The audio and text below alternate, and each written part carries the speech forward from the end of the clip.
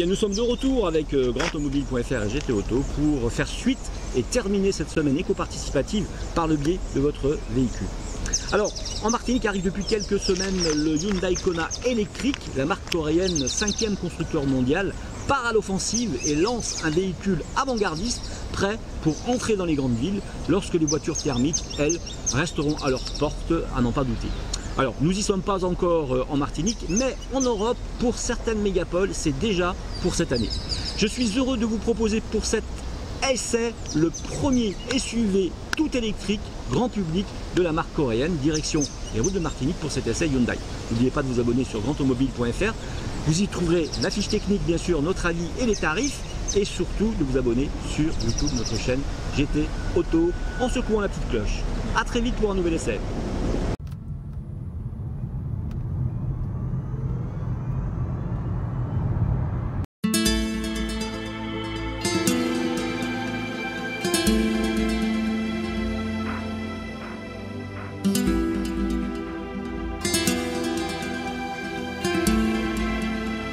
Et après ce son tout en watts de l'accélération du Kona, eh bien, ce nouveau Hyundai électrique vient compléter les versions Ioniq hybride rechargeable et électrique.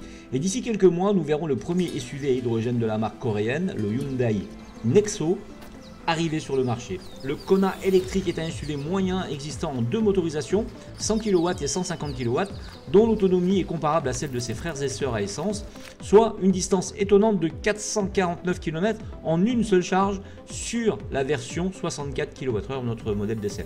Son style de baroudeur est loin de celui des petites citadines déjà présentes sur le marché et propose finalement tous les avantages d'un véhicule électrique avec toutes les codifications des petits SUV.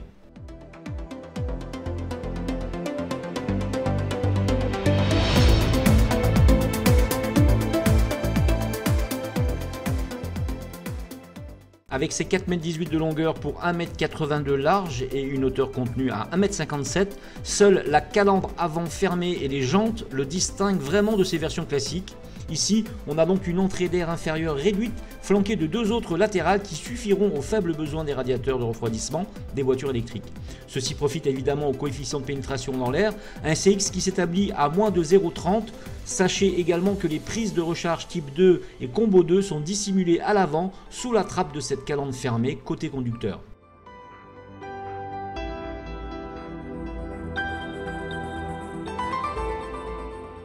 Posé sur des jantes au dessin aérodynamique de 17 pouces, chaussées en 215/55 et un empattement de 2,60 m, son profil est musclé par une ceinture de caisse haute, soulignée par quelques habiles coups de crayon.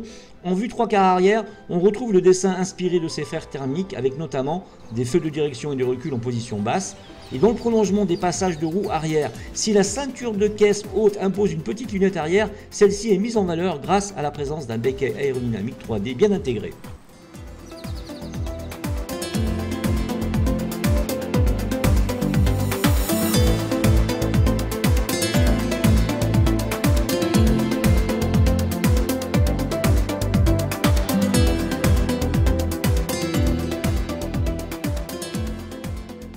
La cabine du Kona électrique est à peu près la même que celle de son homologue à essence. Elle est fabriquée avec des matériaux de qualité, même si on regrette les plastiques un peu durs. Confortable et riche quand même en fonctionnalité. Les sièges arrière et la zone de chargement sont un peu étroits, même en conformité avec les normes de sous-compact. Mais puisque la Kona a été conçue dès le départ pour accueillir un bloc batterie, il n'y a pas moins de place à l'intérieur de l'électrique que le modèle standard. Tous les modèles sont livrés avec un système d'infodivertissement à écran tactile comprenant Apple CarPlay et Android Auto. La surveillance des angles morts et le freinage d'urgence automatisé sont standards dans toute la gamme, mais les technologies de régulation de vitesse adaptative et de détection des piétons ne sont proposées que sur le modèle Ultimate de dernière génération.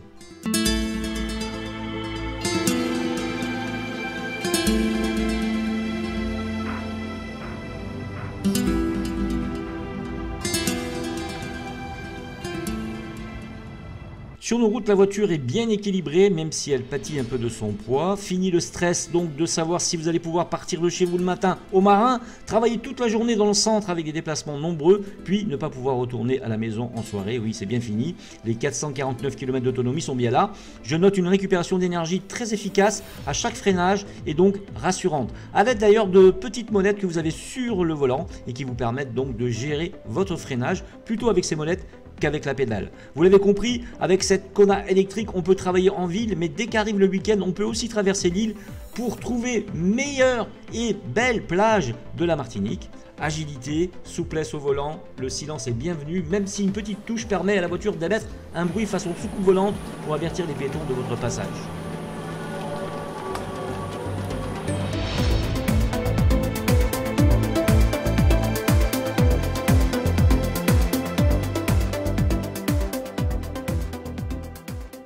Depuis son lancement en France métropolitaine, les clients ont le choix entre 3 modèles sous 2 finitions, créative et exécutive, avec 2 batteries 40 ou 64 kWh.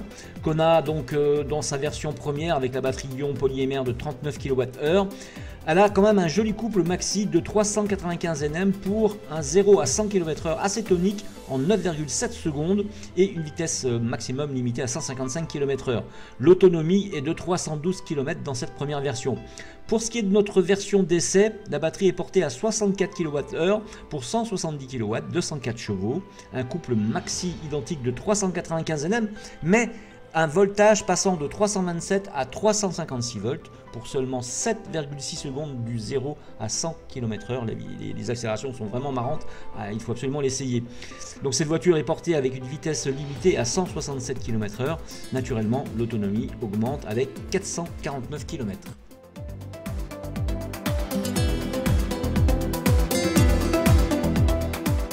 Si vous posiez encore des questions sur votre capacité à rester une journée entière à rouler avec votre véhicule électrique, arrêtez de vous les poser, puisque plus besoin de trouver une borne de recharge impérativement. La nouvelle Kona 100% électrique avec ses 449 km d'autonomie et son système de récupération d'énergie au freinage est parfaitement adapté pour notre île. Elle souffle un air pur, teinté d'aucune pollution sonore ou presque, pollution sonore d'ailleurs qui reste un autre gros problème de notre île. Elle bénéficie du bonus de l'État, à vous de voir et de l'essayer.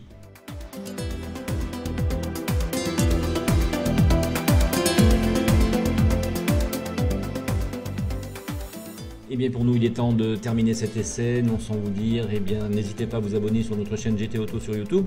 Et l'article est complet sur grandautomobile.fr. À très vite pour un nouvel essai en Martinique.